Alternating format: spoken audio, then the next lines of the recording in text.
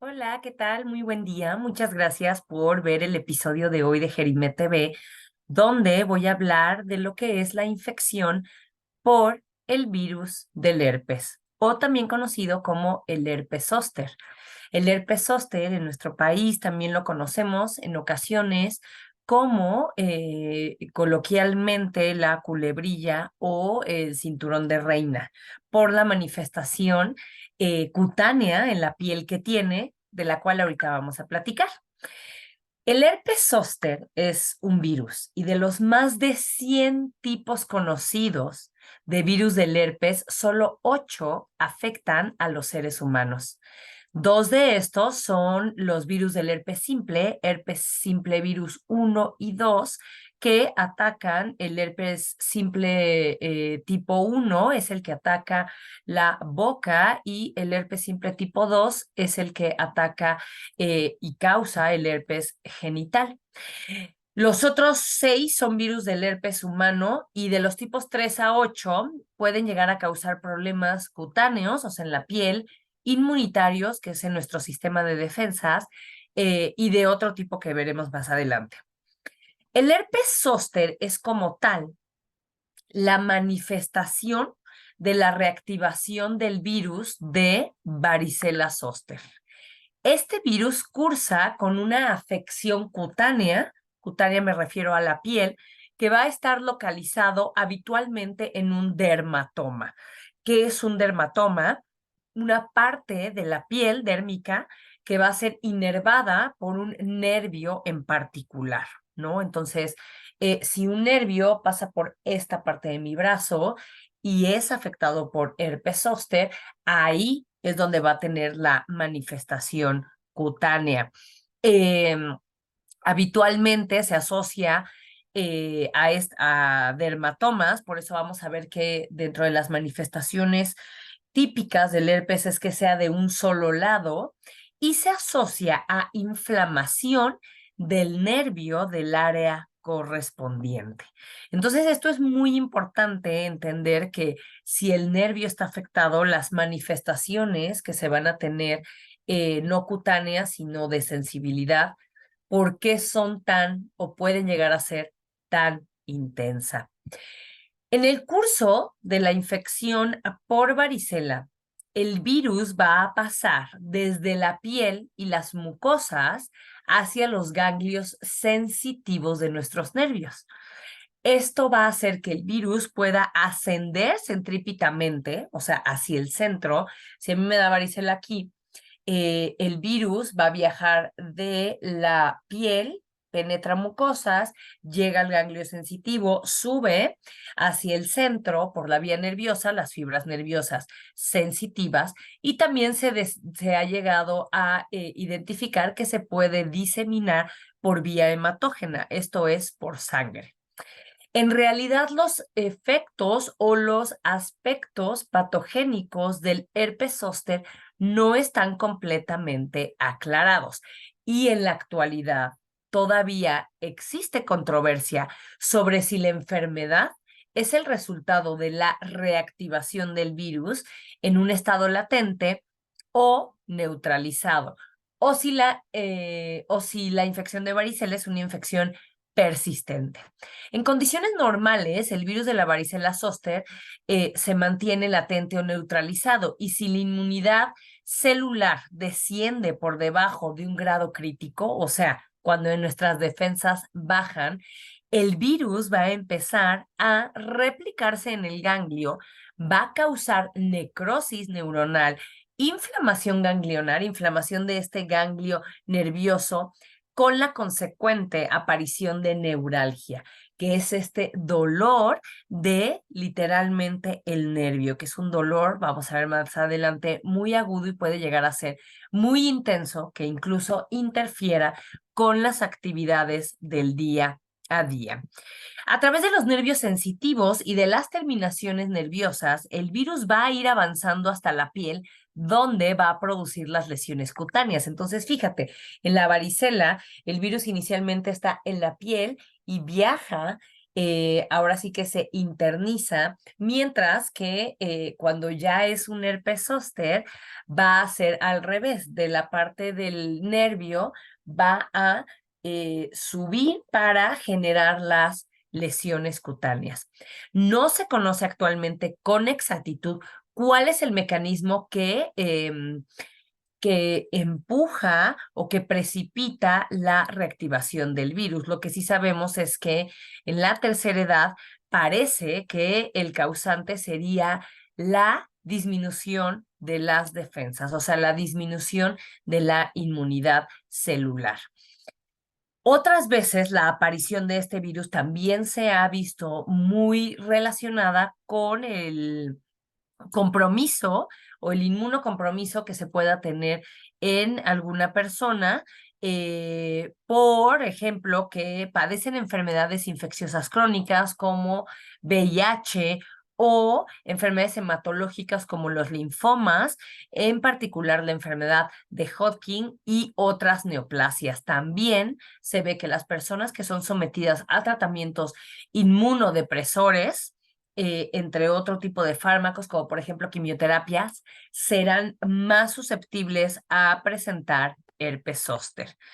En realidad, el herpes zóster es una enfermedad infecciosa que no tiene predisposición por sexo, raza o estatus socioeconómico. Lo que sí sabemos es que el riesgo de presentar herpes zóster se va aumentando conforme avanza la edad y es más prevalente en personas mayores de 50 años.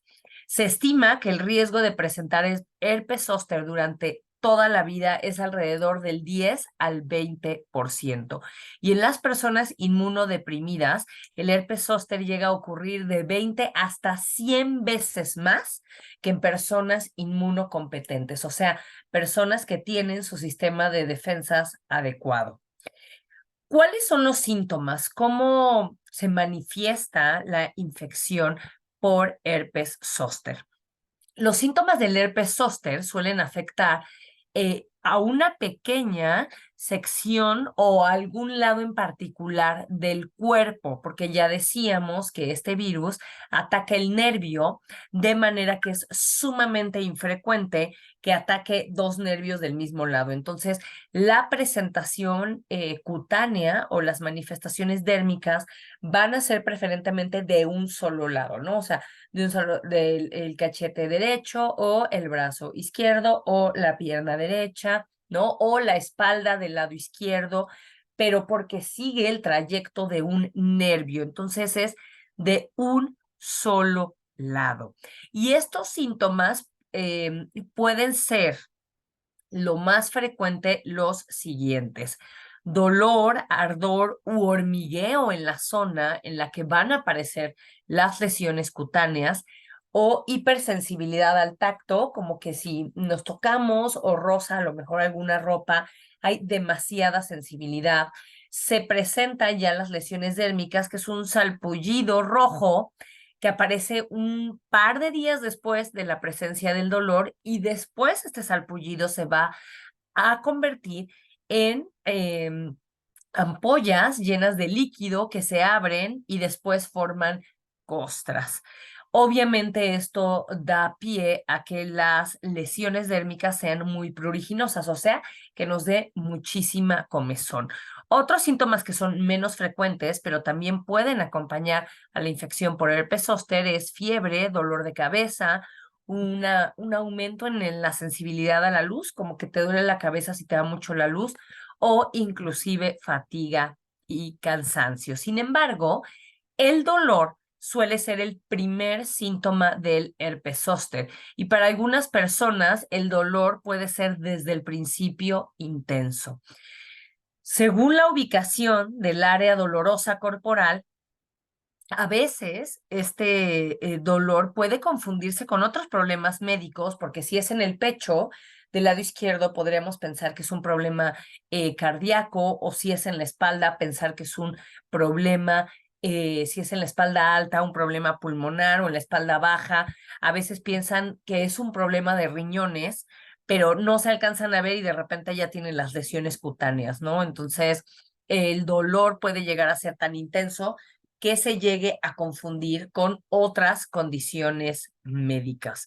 Algunas personas pueden llegar a sentir dolor sin llegar a tener las manifestaciones cutáneas, ¿no? Las vesículas o el salpullido, y a esto lo llamamos herpes zóster sin zóster, y es un verdadero reto diagnóstico porque la manera en la que hacemos el diagnóstico de herpes zóster es con las manifestaciones clínicas, especialmente las cutáneas. ¿Cuál es el cuadro clínico de esta infección? Bueno, la manera en la que se va presentando el herpes cursa por tres fases, ¿no? O sea, la infección por herpes zóster va a pasar por tres fases. La fase prodrómica, la fase sintomática o la erupción cutánea y la fase posterior de complicaciones o secuelas, que vamos a ver más adelante, específicamente en la neuralgia postherpética, que es una de las más frecuentes. Los pródromos es lo que antecede al comienzo de las manifestaciones de la enfermedad. En caso de manifestarse, preceden a la presencia de la erupción del salpullido entre 48 y 72 horas antes, o sea, de 48 a 72 horas antes de que se empiecen a manifestar las lesiones en la piel, se puede llegar a presentar febrícula, a lo mejor un poquito de dolor de cabeza, malestar general, como cualquier otra infección viral. En ocasiones, la primera manifestación clínica es el dolor en la zona correspondiente al dermatoma afectado por el virus.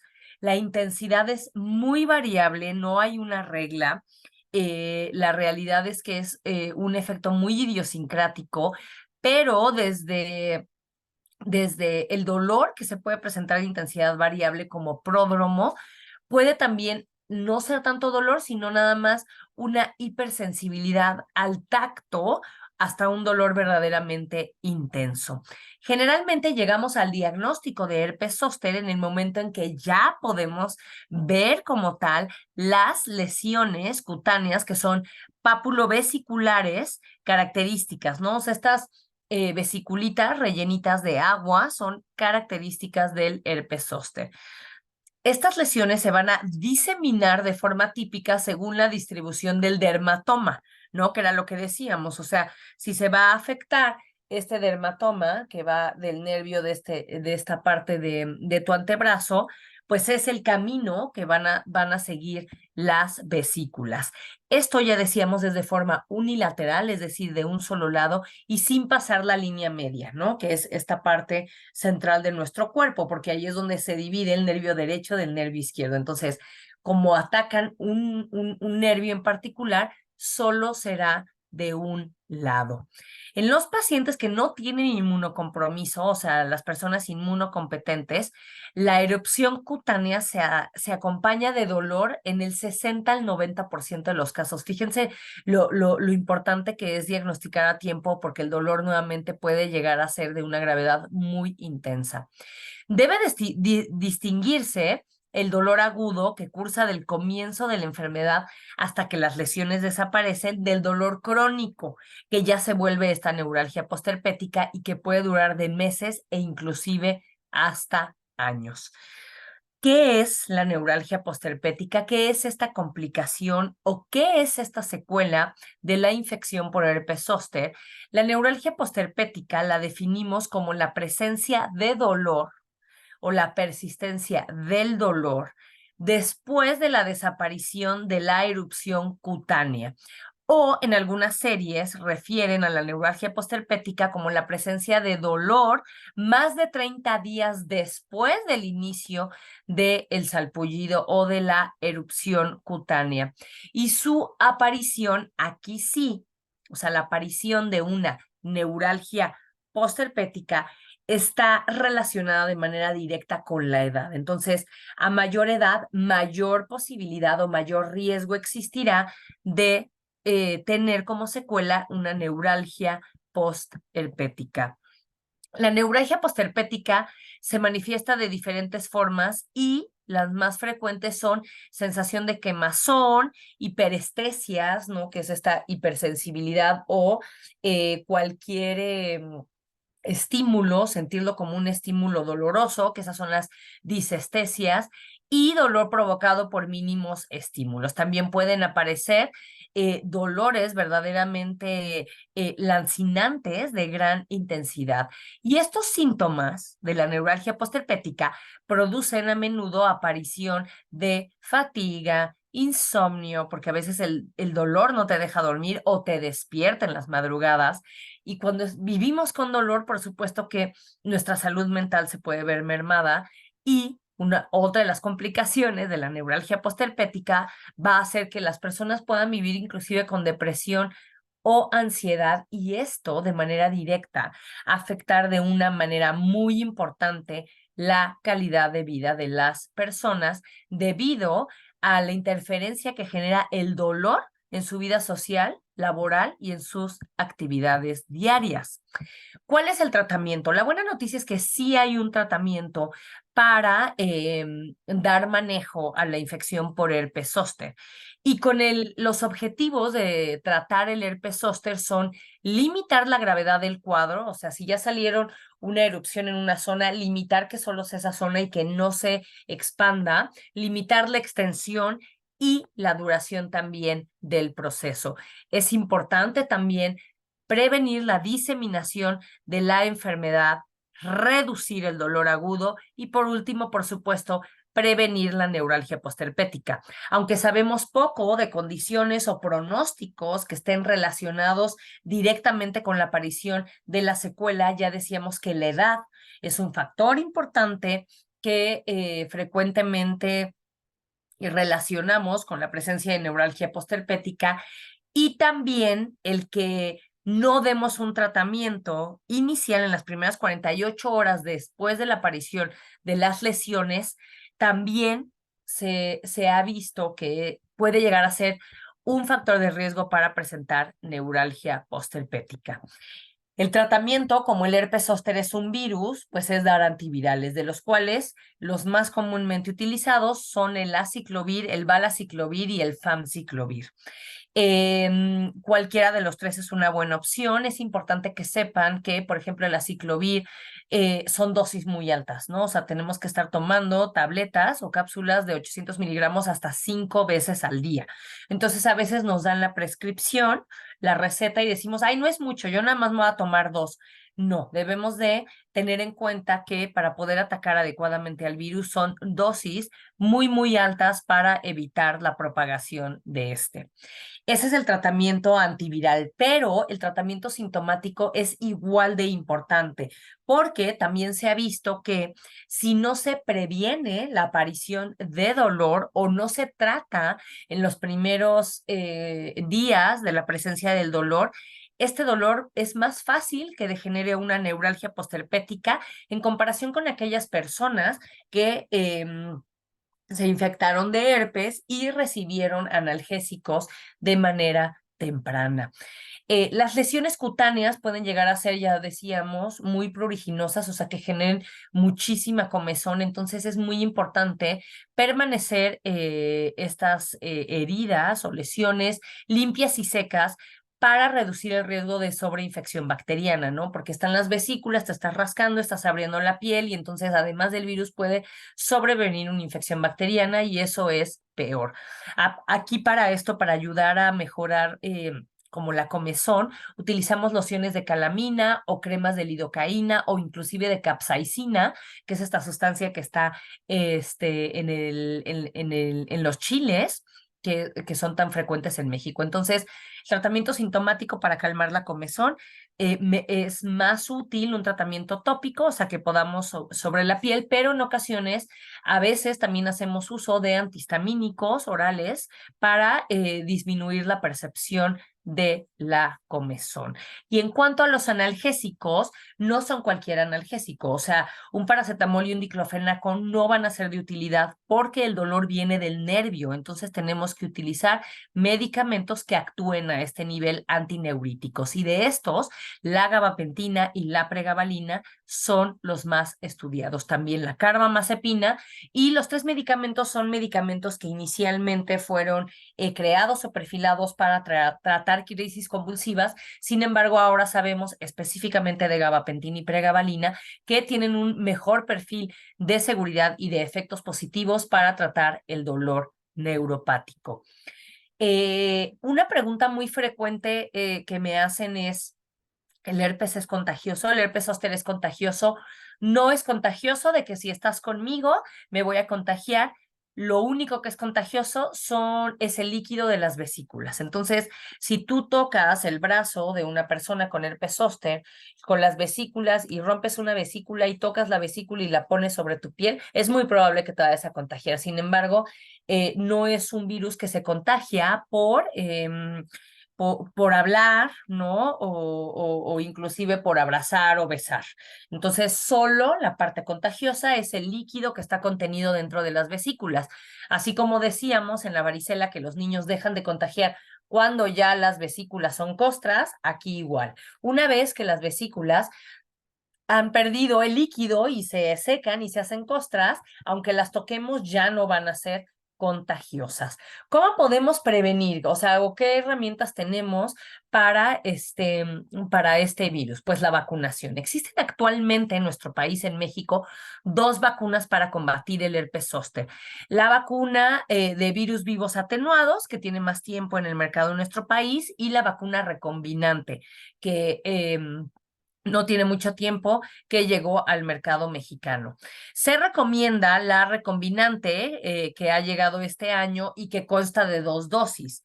La primera dosis se aplica y la segunda dosis se administra 2 a 6 meses después de la primera dosis como tiempo máximo. La vacuna de virus vivos atenuados es de una sola dosis. Sin embargo, su efectividad es únicamente del 60% versus la vacuna recombinante de herpes zóster, cuya efectividad se dice que es de hasta el 90%. Sin embargo, cualquiera de las 2 vacunas tiene las mismas indicaciones, que es: todas las personas mayores de 50 años de edad deben de vacunarse con la vacuna del herpes zóster. Adultos de 19 años o más que tienen o se prevé que van a tener el sistema inmunitario debilitado debido a una enfermedad o algún tratamiento médico, también deben de recibir la vacuna de herpes zóster. Y la vacuna de herpes zóster se debe aplicar aunque ya te haya dado herpes, aunque ya te haya dado varicela o aunque ya te hayas vacunado de varicela. Y entonces me preguntan: oye, Moni, es que ya me dio, o a esta persona le dio herpes zóster, ¿cuándo se puede vacunar? En realidad no hay un consenso que esté estipulado cuánto es el tiempo de espera, pero generalmente lo que sugerimos es esperar a que todas las lesiones se hayan desaparecido por completo. Entonces, cuando las lesiones han desaparecido por completo, no nada más que sean costritas, sino que las costritas ya tampoco estén, podríamos considerar que es un buen tiempo para aplicar la vacuna del zóster. Y lo importante de vacunarnos una vez que ya nos dio herpes zóster es que disminuimos la recidiva de la infección, por supuesto, y por otro lado, y que es muy importante, disminuimos la posibilidad de que si nos volvemos a infectar de herpes zóster tengamos una neuralgia postherpética. ¿Por qué debemos de aplicarnos la vacuna? Con esto quiero terminar. ¿Por qué te tienes que vacunar del herpes zóster? Un 15 a 20% de las personas que cursan con varicela o que cursaron con varicela sufrirán una reactivación en forma de herpes zóster en la edad adulta.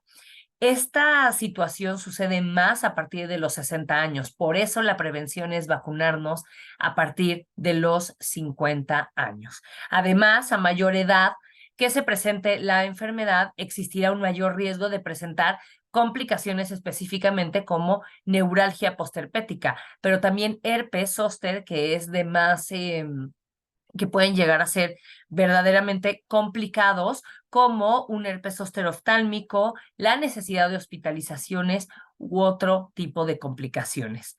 La neuralgia postherpética es la complicación más frecuente y consiste en la persistencia de síntomas dolorosos en las zonas donde apareció el herpes, y esto puede durar días, semanas, meses o años, o inclusive nunca desaparecer dependiendo de cada persona. Dicho esto, creo que es importante considerar la vacunación. Entonces, si tienes más de 50 años, debes sí o sí vacunarte. Muchísimas gracias por escucharme, esperando que tengan un excelente día. Hasta pronto.